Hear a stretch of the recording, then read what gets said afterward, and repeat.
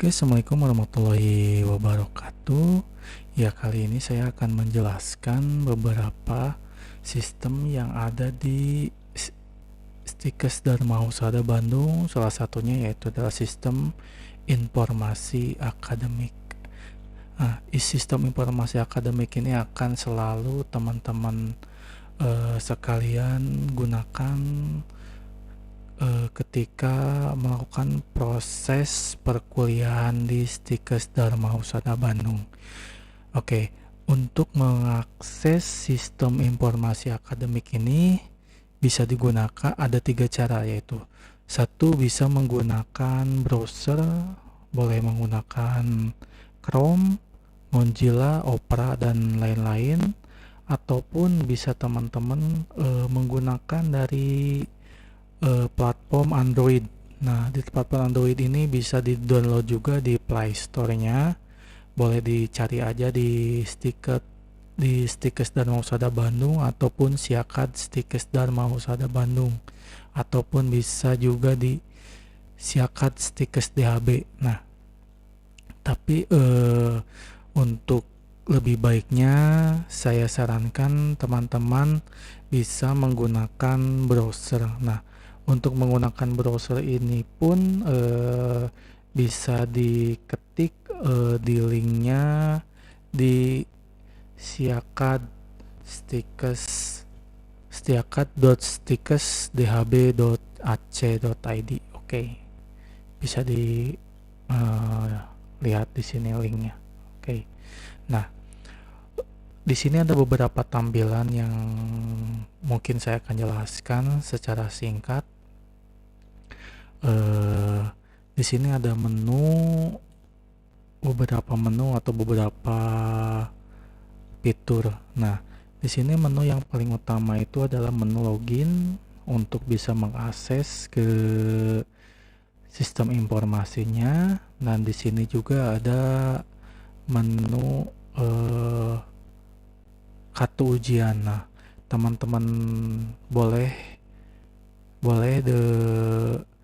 mengklik salah satu di kartu ujian ini apabila nanti ketika teman-teman mulai melaksanakan ujian, baik dari ujian UAS ataupun UTS. Nah, di sini mungkin teman-teman bisa klik salah satu dari menu tersebut. Contoh kita klik di S1 keperawatan. Oke. Tapi diusahakan ketika mengklik ini harus login dulu ya. Nah, untuk menunya untuk menu ujian ini mungkin seperti ini menunya. Nah, nanti ke teman-teman tinggal pilih teman-teman berada di semester berapa. Tinggal klik ini, nanti akan muncul menu print. Nah, diklik di dalam ketika teman-teman memilih menu ini, dipastikan dulu teman-teman berada di kelas reguler kah atau berada di kelas karyawan atau kelas ekstensi. Nah, oke. Kita balik lagi ke menu awal. Oke. Nah, untuk di menu awal ini mungkin kita hanya bisa memilih satu menu karena ketika kita akan mengakses suatu sistem, kita harus login dulu ke menu tersebut.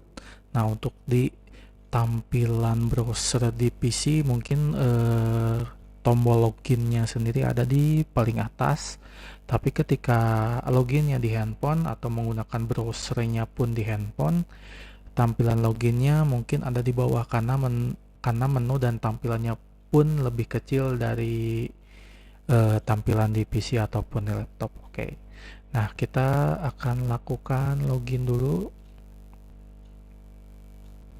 Nah, di menu login ini ada beberapa kolom, yaitu NIM untuk pengisiannya menggunakan login menggunakan NIM.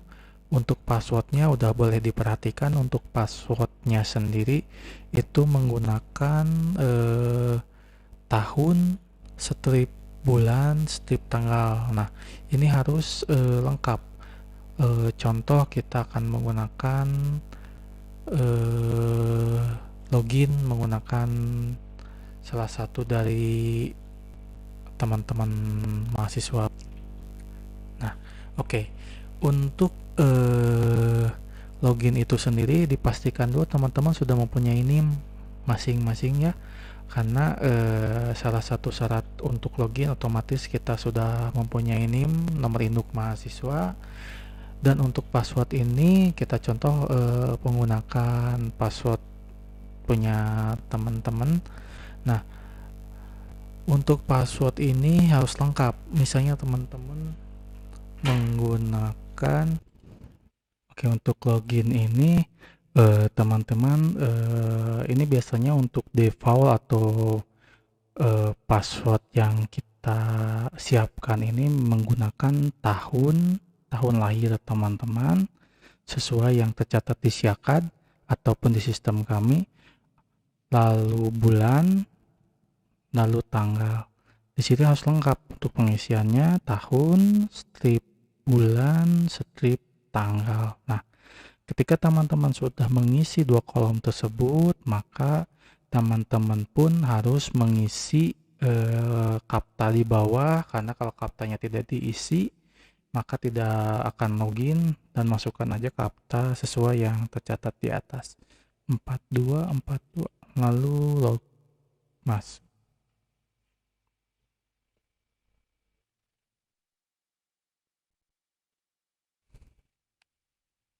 Nah, untuk tampilan awalnya seperti ini, nanti otomatis masuk ke menu.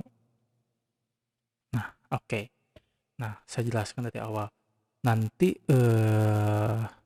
karena kita dari mahasiswa baru ini belum mengisi apapun di sistemnya, otomatis dia tadi sudah belum diisi.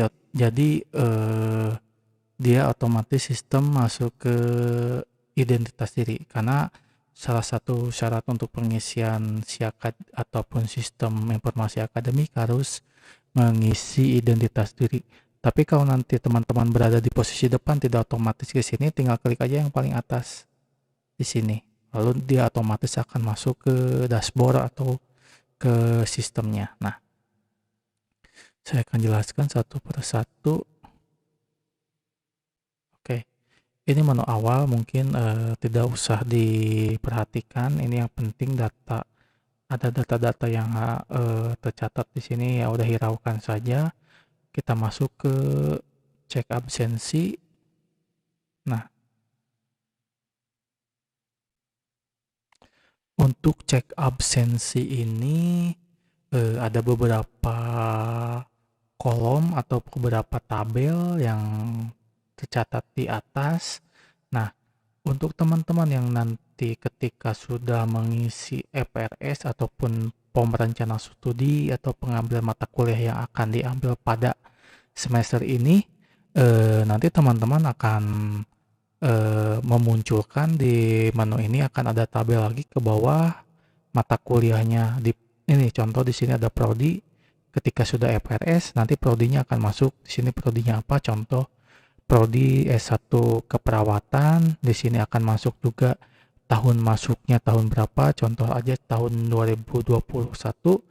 Nah, nanti kode mata kuliahnya apa, nanti akan ada kode dan nama mata kuliahnya dan NIM teman-teman. Di sini akan muncul NIM teman-temannya. Nah, di sini akan masuk kelasnya, kelas dia kelas masuk apa, misalnya contoh kelas A, kelas B reguler, ataupun kelas A, kelas B ekstensi atau kelas karyawan. Nah, apabila teman-teman mengikuti perkuliahan, contoh di sini ada P1 sampai P16, ini maksudnya pertemuan 1 sampai pertemuan 16. Nanti ketika teman-teman mengikuti perkuliahan baik online maupun offline, ketika absennya tercatat ataupun terdata di prodi atau di prodi masing-masing, ya kan ada tulisan di bawah. Misalnya teman-teman sering masuk hadir, maka di sini akan ada tulisan H di bawahnya. Berikut juga izin sakit dan apa. Makanya dipastikan nanti ketika teman-teman mengikuti perkuliahan, antara pertemuan di kelas ataupun di online, dipastikan lagi di siakat ini sesuai apa tidak. Apabila tidak sesuai, teman-teman mengikuti perkuliahan ternyata status di sininya tidak sesuai, maka boleh dikonfirmasi ke admin prodi masing-masing. Oke. Untuk dicek tagihan, di sini akan ada muncul beberapa tagihan tagihan teman-teman di data dari keuangan. Salah satu syarat mengikuti perkuliahan ataupun mengambil mata kuliah yang akan diambil pada semester ini, teman-teman diwajibkan membayar tagihan minimal 50%. Contoh di sini ada tagihan yang muncul 50% di sini. Nah, maka ketika mengikuti perkuliahan awal ataupun pengisian formulir rencana studi ataupun bisa disebut dengan FRS, pembayaran yang wajib dibayarkan adalah sesuai tagihan yang ada di sistem cek tagihan ini. Kalau misalkan teman-teman akan mengisi FRS, maka teman-teman harus wajib membayar setengahnya dari tagihan yang dibayarkan. Contoh tagihan yang dibayarkan ini yang harus dibayarkan oleh si mahasiswa ini, contoh di sini ada 19.505.000. Nah, otomatis 50%-nya di sini mengikuti. Nah, berarti yang harus dibayarkan segini. Kalau lebih sih bagus. Kalau misalnya kurang walaupun hanya 500 rupiah, tetap FRS tidak akan bisa dibuka karena kita di sini sistemnya by system. Jadi tidak manual. Kalaupun hanya kurang 500 rupiah pun sistem tidak akan terbuka. Maka teman-teman wajib melakukan pembayaran minimum 50%. Nah, karena ini sudah melakukan pembayaran 10 juta, maka sistem akan terbuka. Contoh sistem terbuka seperti ini. Nih, kita klik ini.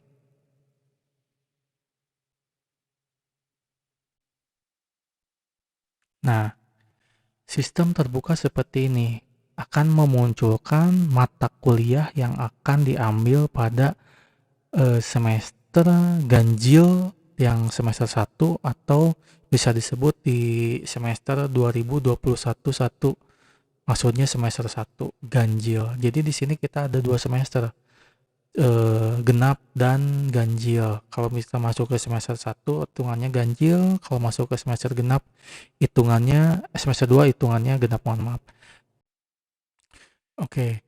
Nah, ketika teman-teman klik menu FRS di sini yang muncul keuangan Anda masih bermasalah, silakan hubungi bagian keuangan. Nah, di sini karena yang tadi saya jelaskan bahwa pembayaran teman-teman belum mencapai 50% atau kurang dari 50%, maka menu FRS ini akan ketutup atau menu pemilihan mata kuliah ini akan ditutup karena pembayaran keuangannya belum mencapai 50%. Nah, kalau seperti itu bisa teman-teman hubungi pihak keuangan untuk permasalahannya seperti apa, boleh dijelaskan ke pihak keuangan ataupun teman-teman bisa melakukan pembayaran dari kekurangan 50%. Jadi kalau misalnya teman-teman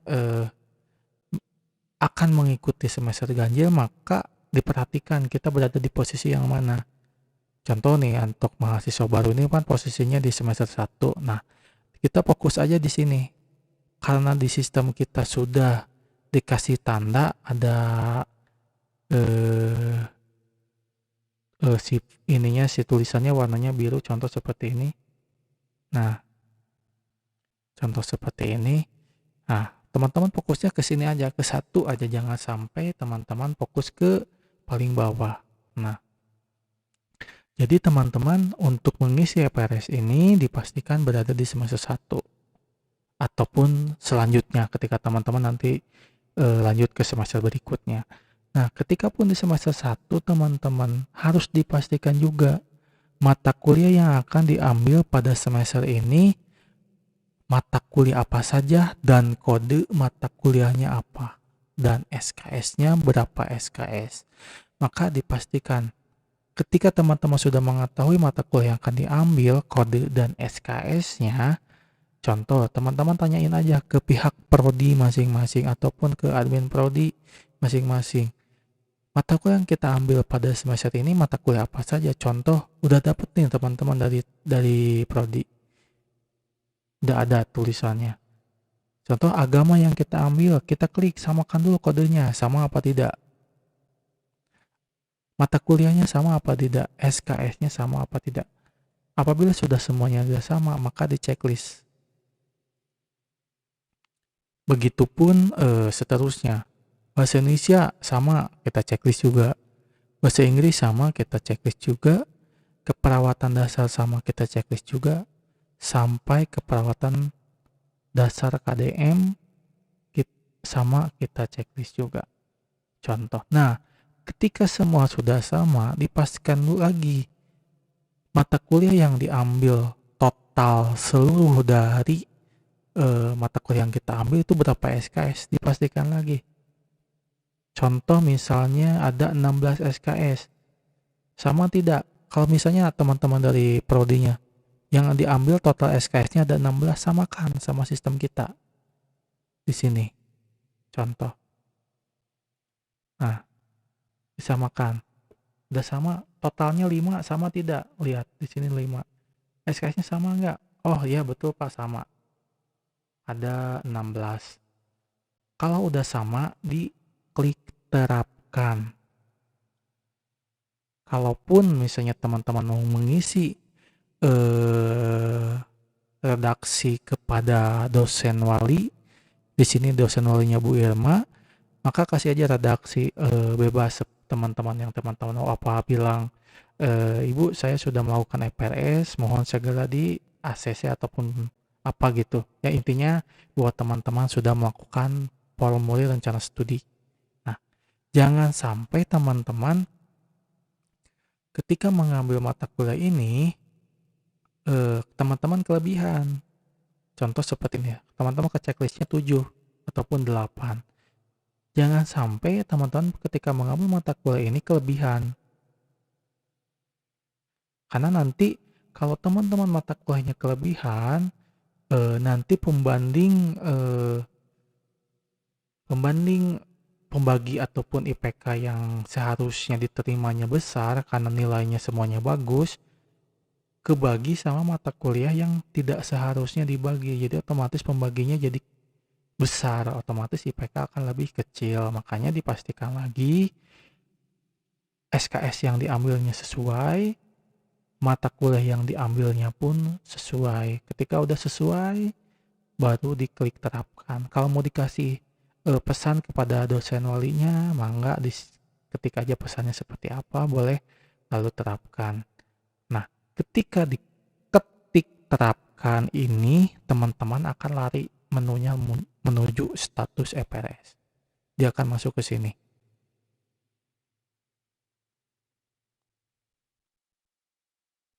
Oke. Nah, dia akan masuk ke sini. Apabila teman-teman berhasil mengisi formulir rencana studi, maka di sini statusnya akan muncul. Contoh, statusnya adalah baru. Di sini akan ada tulisan baru di statusnya, nanti di sini akan ada tulisan baru statusnya di sini. Dan tanggal pembuatan teman-teman melakukan pembuatan EPRS akan muncul juga di sini. Pengisian tanggal berapa.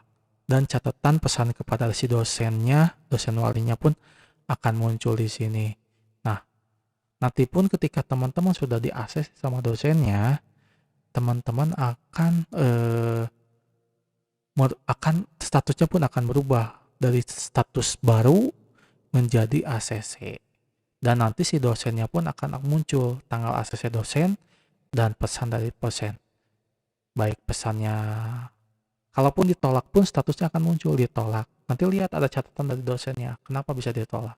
Oke, seperti itu. Dan ketika nanti EPRS-nya berhasil, nanti di sini di menu ini akan muncul mata kuliah yang kita ambil pada semester ini. berikut dengan total SKS dan SKS-nya berapa. Akan muncul di sini. Oke. Nah, lanjut ke menu histori nilai.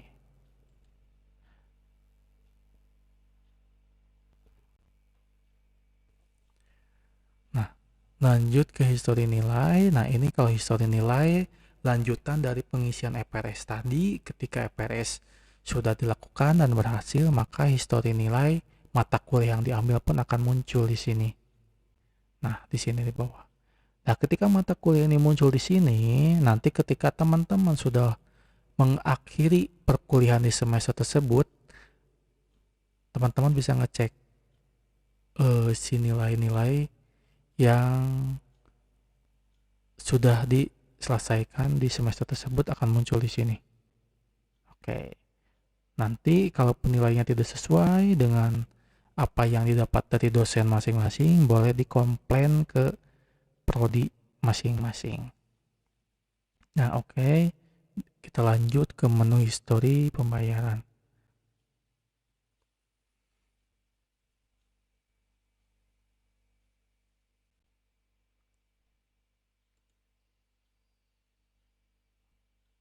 Bentar, ada error sedikit.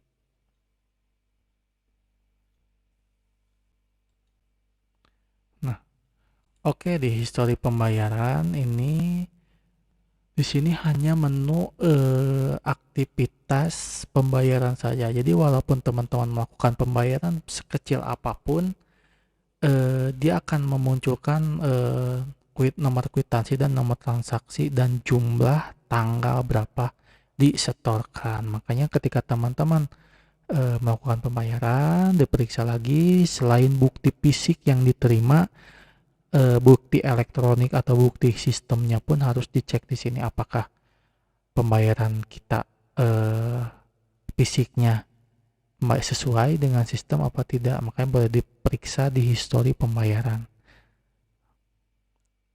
Nah, kita langsung ke menu identitas diri.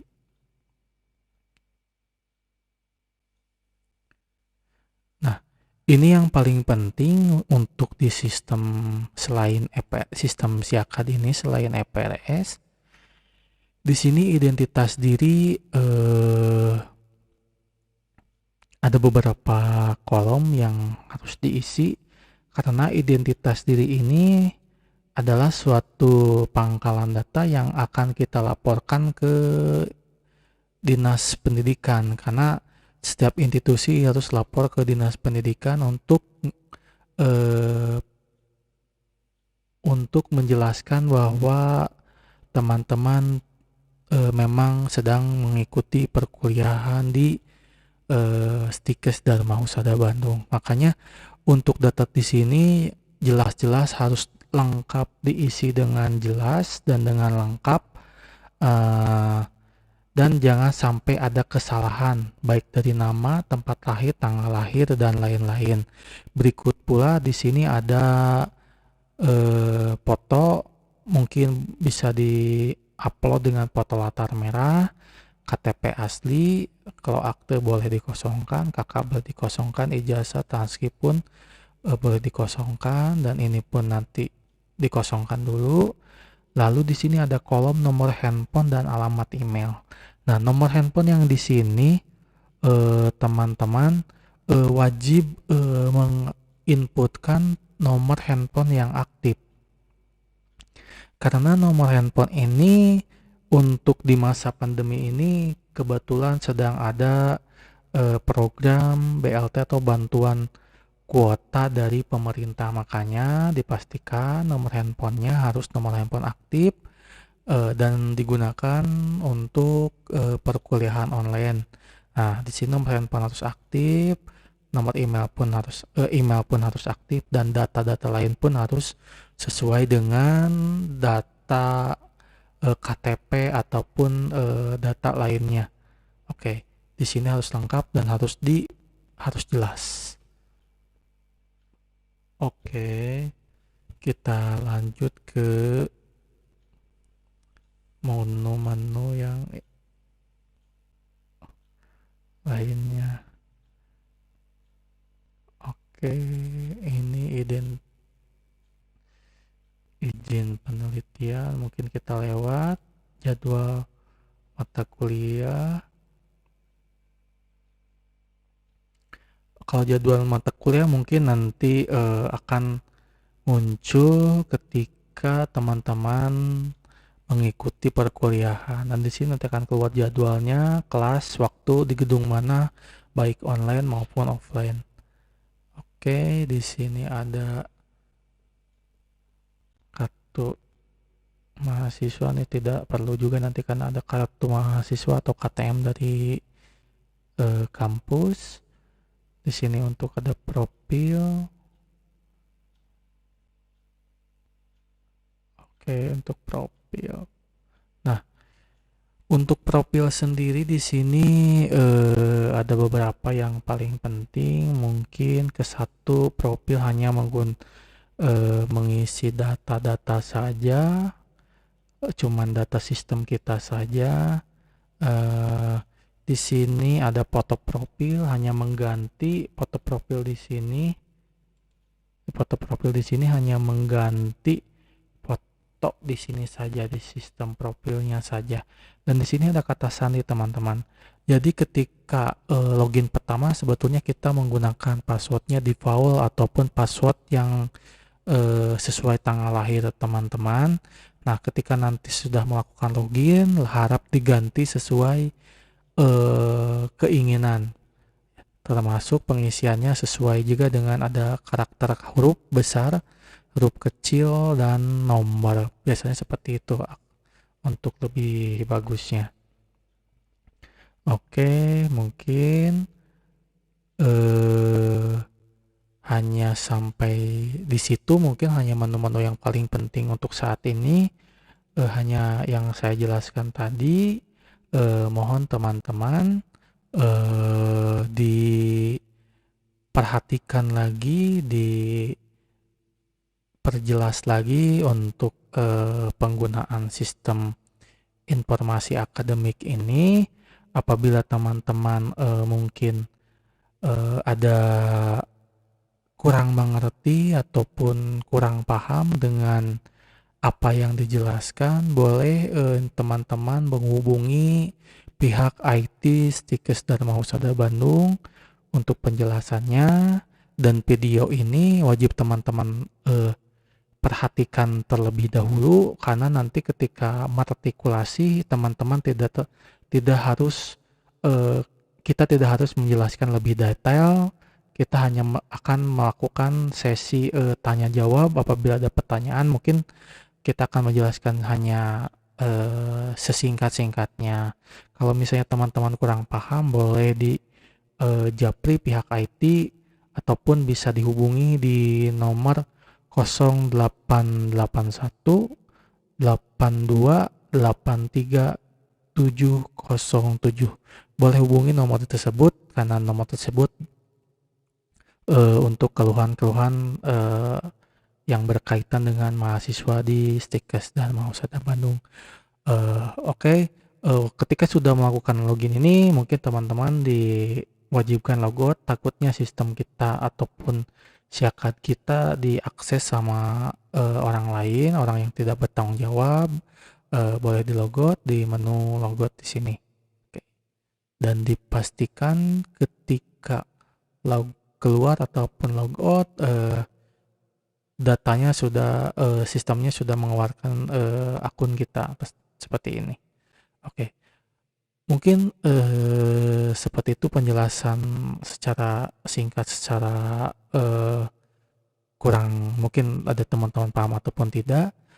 Boleh teman-teman hubungi dari pihak IT saja apabila misalnya ada kekurangan ataupun kekurang pahaman. Nah, video ini wajib ditonton bagi teman-teman karena nanti ketika sudah melakukan sudah memahami video tersebut, kita akan aktifkan akun teman-teman mahasiswa baru. Oke. Mungkin sekian video dari saya. Mohon maaf atas segala kekurangannya. Wassalamualaikum warahmatullahi wabarakatuh.